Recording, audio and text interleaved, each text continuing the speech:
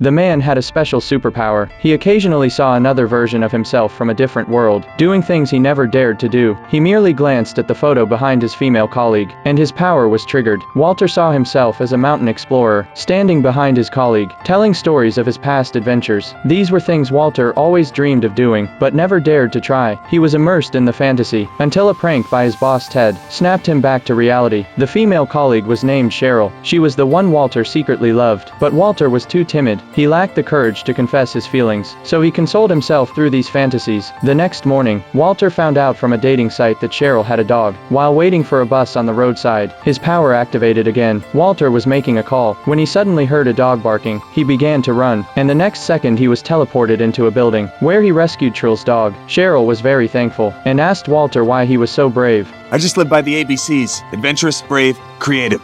That's everything I want in a man. Walter came back to reality, only to realize he had missed the last train because of his imagination. When Walter arrived at work, he encountered Ted, who was responsible for layoffs. Walter quickly tried to explain his job duties, but Ted said he heard nothing because he was wearing headphones. I was saying, you know who looks good in a beard? Dumbledore, not you. Of course, that was just another fantasy. Walter did not dare to say a word. He silently endured Ted's ridicule. Walter was too timid. He had lived in the city for 42 years, yet he had never traveled, because he was afraid of flying. His only connection to the outside world was through photographs sent by a photographer, and organizing those photographs was Walter's job. But while working, Walter discovered that the most important negative was missing. With no other choice, Walter had to take a plane to find the photographer. Soon, following the address in a photo, Walter arrived at a diner.